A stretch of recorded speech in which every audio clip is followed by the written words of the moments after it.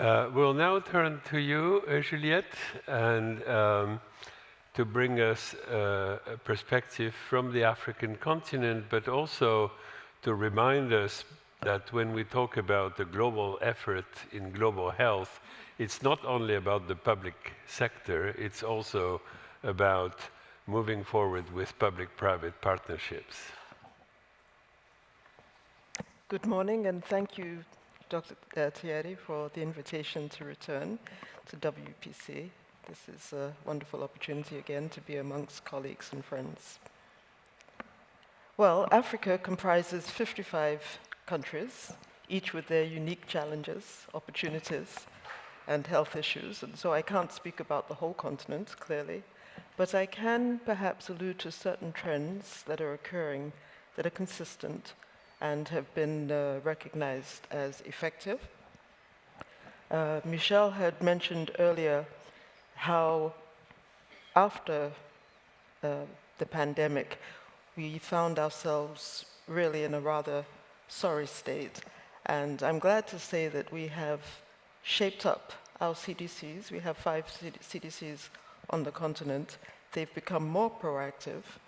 And recently, for example, in Sierra Leone, there has been an initiative whereby health workers and other targeted personnel are receiving Ebola vaccines.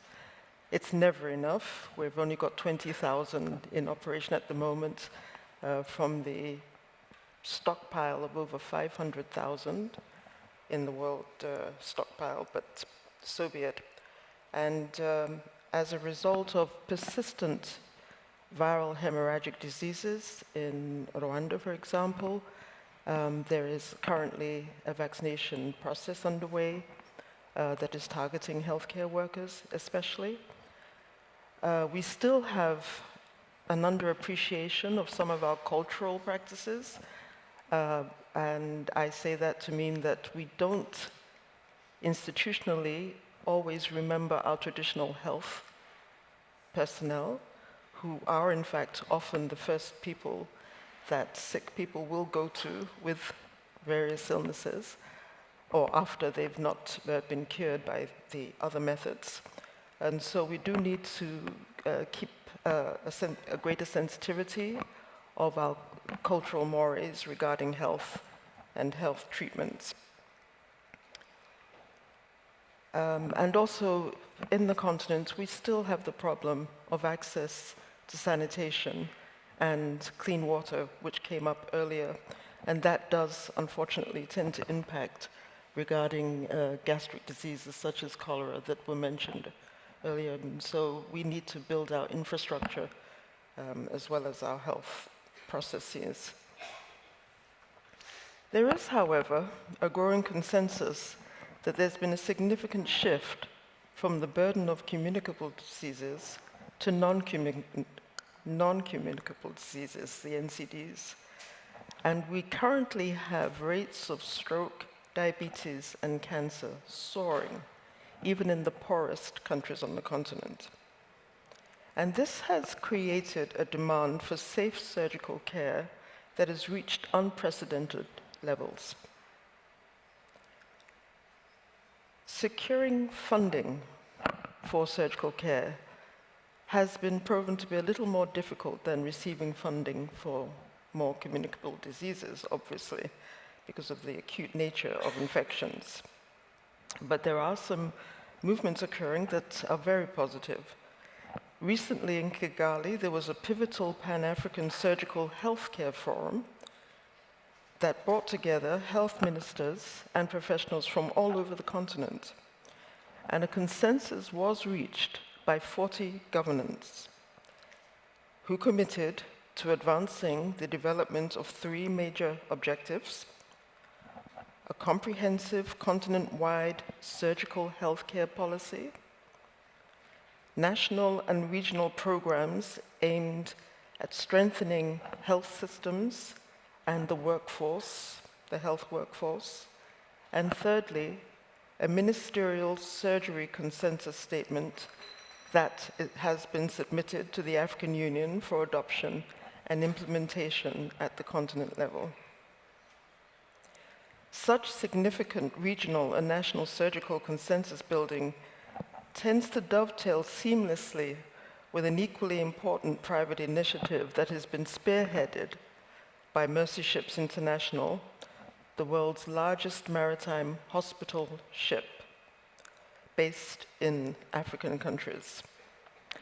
In 2022, this international faith-based NGO, following an extensive WHO-supported baseline assessment funded by MSI, conducted a comprehensive study across 28 African nations.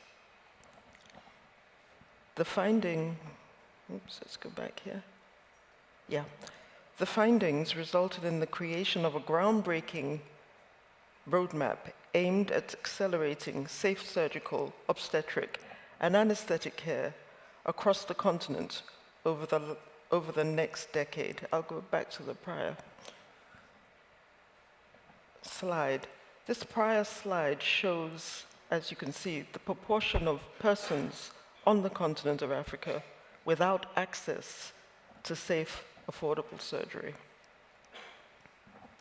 So the catalyst for this ambitious plan was launched as the Dakar Declaration by the former Senegalese president, Macky Sall, in 2022. But the actual catalyst was the Lancet Commission's Global Surgery Report of 2015, which highlighted the severe impact of inadequate access to safe surgical care on Africa's population.